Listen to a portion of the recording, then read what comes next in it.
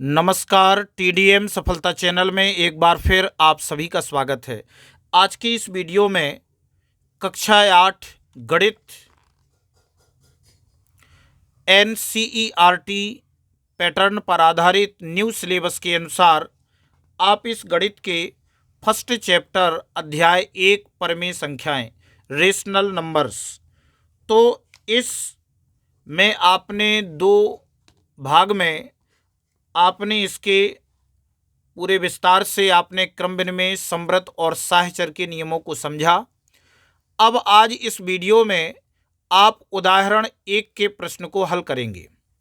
उदाहरण 1 में जो हमें दिया गया है कि ज्ञात कीजिए कि 3/7 प्लस -6/11 प्लस -8/21 प्लस 5/22, हमें इसको क्या करना है, ज्ञात करना है। तो यहाँ पर ज्ञात करने के इन्होंने दो तरीके बताए हैं, यानी कि आप इन सभी के हर का एलसीएम लेकर के आप इनको प्लस माइनस करके हल कर सकते हैं, और इसे आप निम्न प्रकार से भी हल कर सकते हैं जैसा कि इस वीडियो में आप देख पा रहे हैं।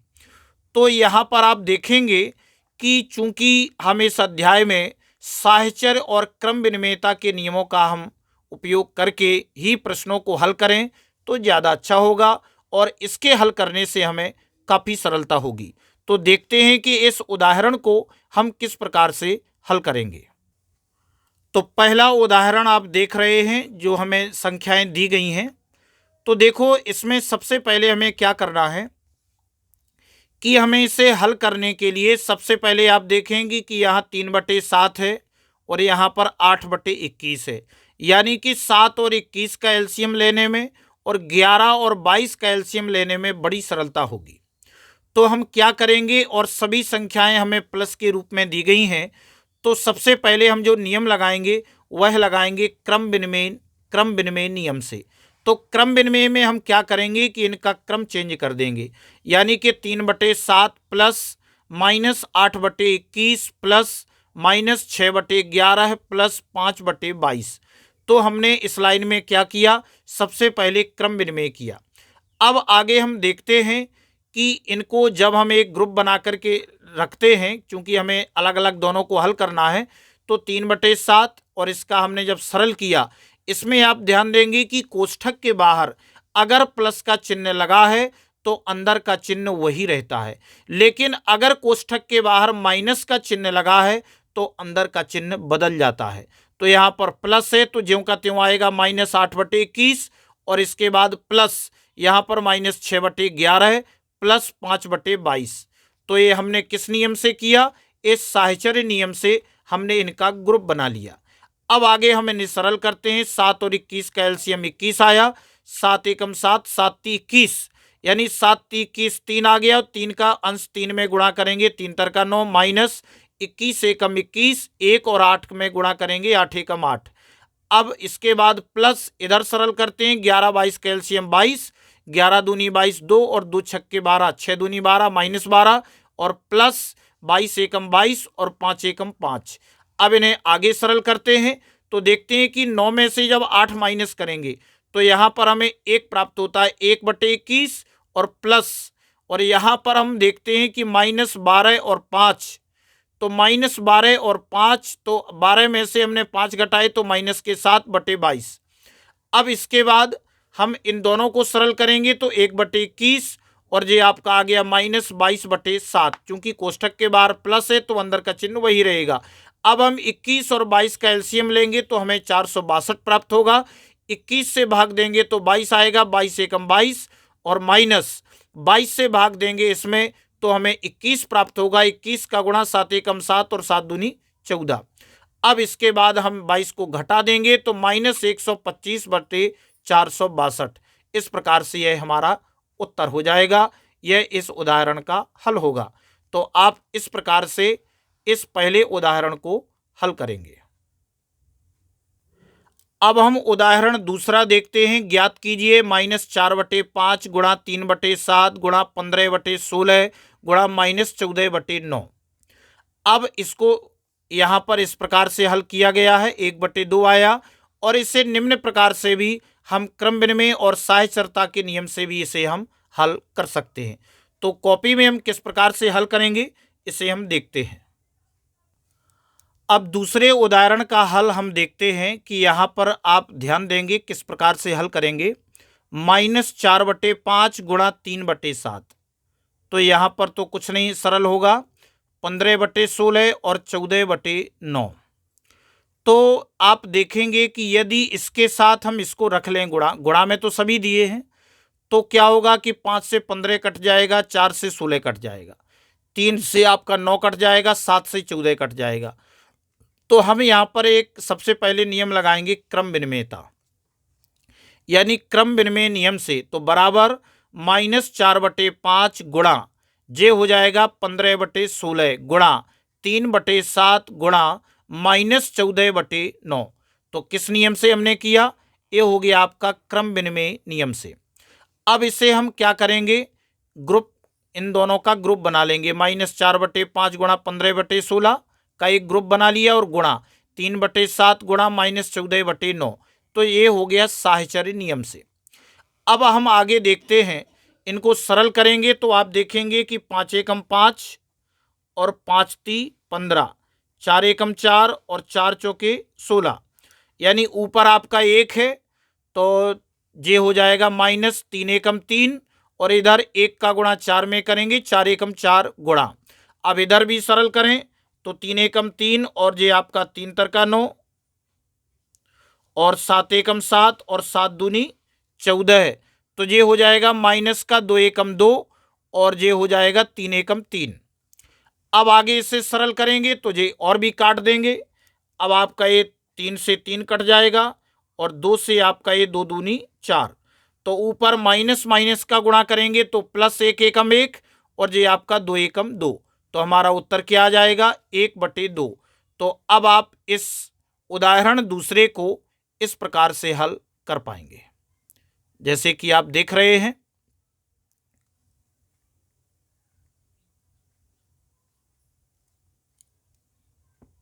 अब इसके आगे आप देखेंगे बिंदु दिया है शून्य अर्थात जीरो की भूमिका, यानी कि जीरो की भूमिका पूर्ण संख्याओं के साथ, पूर्णांकों के साथ, परमेय संख्याओं के साथ। तो अंत में आप परिणाम यही देंगे कि परमेय संख्याओं के योग के लिए शून्य एक तत्समक कहलाता है। और इसके बाद एक बिंदु दिया है एक की भूमिका, यानी एक की भूमिका पूर्ण संख्याओं, परमेय संख्याओं और पूर्णांकों के लिए। तो आप यहाँ पर कह सकते हैं कि एक परमेय संख्याओं के लिए गुणनात्मक तत्समक है, जो कि पूर्णांक और पूर्ण संख्याओं के लिए गुणात्मक तत्समक है। तो इसे आप समझने के लिए आप इसको समझेंगे, दोनों को किस प्रकार से देखें। तो सबसे पहले आज समझेंगे कि योज्य तत्समक अर्थात एडिटिव आइडेंटिटी। देखो, योज्य जो तत्समक होता है वह शून्य होता है। योज्य अर्थात योग के लिए, तो योग का जो तत्समक होगा वह शून्य होगा। लेकिन कैसे हम इसे समझें? तो आप समझें कि देखो, परमेय संख्याओं के योग के लिए शून्य एक क्या है? तत्समक कहलाता है। तो कैसे? देखो, जैसे एक संख्या आपकी 2 है, यह परमेय संख्या भी है, तो जब हम 2 में 0 जोड़ते हैं तो हमें 2 ही प्राप्त होता है, और 0 में अगर हम 2 जोड़ें तब भी हमें 2 ही प्राप्त होता है। और 1/3 में जब हम 0 जोड़ते हैं तो हमें 1/3 प्राप्त होता है, और -1/3 में अगर हम 0 जोड़ें तब भी हमें -1/3 प्राप्त होता है। यानी कि 0 को जोड़ने से या 0 में जोड़ने से वहाँ पर योग में या कोई अंतर नहीं आता है, सेम वही आता है। तो इसका मतलब हो गया कि शून्य क्या है? योज्य तत्समक है। इसको आप ध्यान रखें, ये बहुत ही महत्वपूर्ण बिंदु है। अब इसके बाद एक दूसरा जो महत्वपूर्ण बिंदु है वह है गुणनात्मक तत्समक, यानी मल्टीप्लिकेटिव आइडेंटिटी।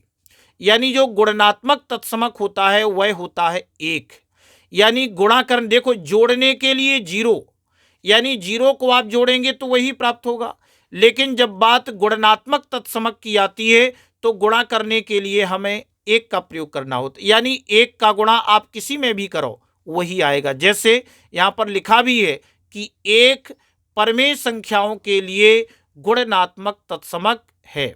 देखो -1/2 एक परमेय संख्या है, ये इसमें जब हम 1 का गुणा करेंगे तो हमें -1/2 प्राप्त होगा।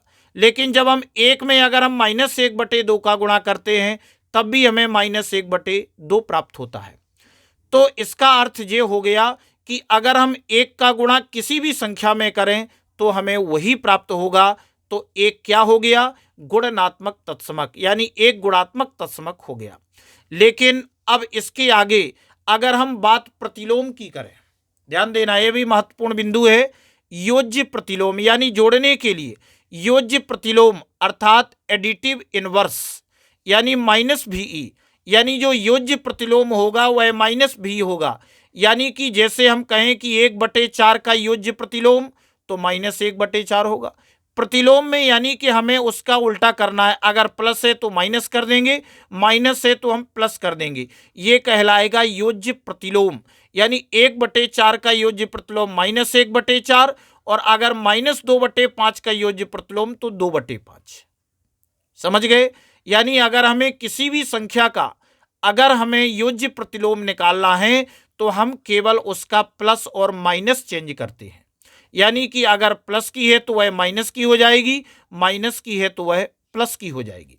लेकिन इसी का अगर हम बात करें गुणात्मक प्रतिलोम की अर्थात व्युत्क्रम की, गुणात्मक प्रतिलोम अर्थात व्युत्क्रम की बात करें तो मल्टीप्लिकेटिव इनवर्स, यानी कि इसमें क्या होगा कि जैसे 1/5 का गुणात्मक प्रतिलोम तो 5/1, यानी गुणात्मक प्रतिलोम, प्रतिलोम यानी इसमें उल्टा करना है, यानी ये आपका व्युत्क्रम कहलाएगा। गुणात्मक में हमें व्युत्क्रम कहना है, गुणात्मक प्रतिलोम अथवा व्युत्क्रम। व्युत्क्रम में हम क्या करेंगे, इसको पलट देंगे, अंश हर बन जाएगा और हर अंश बन जाएगा। यानी 1/5 का गुणात्मक प्रतिलोम 5/1 होगा और -2/3 का गुणात्मक प्रतिलोम -3/2 होगा। यानी 3 आपका अंश हो जाएगा और 2 हर हो जाएगा। अब आप कहेंगे कि इसमें अंश में 2 में माइनस लगा है, तो देखो कभी भी हर में माइनस नहीं लगाते हैं, वह माइनस अंश में ही लगाया जाता है, हर में माइनस नहीं होता। अब इतना आप समझ गए होंगे। अब आगे हम देखते हैं योग एवं व्यवकलन पर गुणन की वितरकता, यानी योग और व्यवकलन पर गुणन की जो वितरकता होगी वह किस प्रकार से हम इसे समझेंगे, इसे आप देखें। तो देखो सभी परमेय संख्याओं ए, बी और सी के लिए अगर हमारे पास 3 परमेय संख्याएं हैं तो हम इस प्रकार से इनकी ग्रुपिंग करेंगे, जैसे ए बी प्लस सी। तो अब देखो ए बी प्लस सी, यानी कि ए का गुणा यहां पर बी में होगा तो आपका ए बी आएगा, और प्लस ए का गुणा सी में करेंगे तो ए सी होगा। और अगर हमें कहीं ऐसा अगर लिखा हुआ मिल जाए तो हम क्या करेंगे, इन दोनों में से हम कॉमन लेंगे। तो इन दोनों में कॉमन क्या है, ए, तो यहां बचेगा बी और प्लस यहां बचेगा सी। तो जब हमें इसकी आवश्यकता होगी, अगर हमें ऐसा दिया है तो हम ऐसा बना सकते हैं, और अगर हमें ऐसा दिया है तो हम इस प्रकार से लिख सकते हैं। तो जब हमें संख्याएं दी जाएंगी तब हम स्पष्टता समझ पाएंगे। तो ये तो हो गया परमेय संख्याओं 3 के लिए आपका योग पर। जब हम व्यवकलन की बात करेंगे यानी a इंटू बी माइनस सी, तो a का पहले b में गुणा होगा तो ए बी आएगा, फिर माइनस a का गुणा c में होगा तो ए सी होगा। तो अब आप समझ गए। आज जब हमें इस प्रकार से दिया जाएगा तो हम a कॉमन लेंगे, तो कॉमन लेंगे तो यहाँ पर b बचेगा और माइनस यहाँ पर c बचेगा। जब हमें इस प्रकार से प्रश्न दिया जाएगा तो हम ऐसा सरल करेंगे, और जब ऐसा दिया जाएगा तो हम इस प्रकार से सरल करेंगे। तो अब आप समझ गए होंगे कि योग एवं व्यवकलन पर गुणन की वितरकता किस प्रकार से हम करेंगे। अब यहां हम देखते हैं कि परमेय संख्याओं के लिए गुणन की योग पर वितरकता, परमेय संख्याओं के लिए गुणन की योग पर। तो यहां पर हमें परमेय संख्या -3/4, 2/3 और -5/6, इन तीनों संख्याओं को हम लेकर के क्या करेंगे, गुणन की योग पर हम वितरकता करेंगे। तो किस प्रकार से करेंगे इसे हम देखते हैं। देखो तो हमारे सामने 3 संख्याएं थी, तो हमने योग पर गुणन की वितरकता हमने ली। तो देखो, तो सबसे पहले -3/4 गुणा 2/3 प्लस -5/6। तो अब हम क्या करेंगे कि पहले जो बाहर दिया है यानी ए बी सी, तो ए का गुणा पहले हम इसमें करेंगे, तो -3/4 गुणा 2/3 प्लस फिर हम इसमें करेंगे -3/4 का -5/6 में। जब सरल करेंगे तो आप देखेंगे कि ये 3 से 3 कट जाएगा, 2 से 4 कट जाएगा, 2 दूनी 4, यानी कि -1 एकम 1/2 एकम 2, -1/2 प्लस। अब इधर सरल करेंगे तो इधर आपका ये 3 से आपका ये 6 कट जाएगा, 3 दूनी 6, तो इधर 1 यानी माइनस माइनस प्लस, 5 एकम 5 और 4 दूनी 8। अब इससे आगे हम सरल करेंगे तो अब एलसीएम 8 आएगा, 2 चौके 8, 4 एकम 4 -4 प्लस 8 एकम 8 और 5 एकम 5, घटाएंगे तो 5 में से 4 घटाएंगे 1/8। तो इस प्रकार से आप क्या करेंगे, योग पर गुणन की योग पर वितरकता को आप इस प्रकार से हल करेंगे। अब इस वीडियो में बस इतना ही। नेक्स्ट वीडियो में हम प्रश्नावली के शेष प्रश्नों को और उदाहरण जो हमें दिए जाएंगे उनको हम समझने का प्रयास करेंगे। अगर आपको वीडियो अच्छा लगा हो तो वीडियो के लिए कमेंट और शेयर अवश्य करें। धन्यवाद।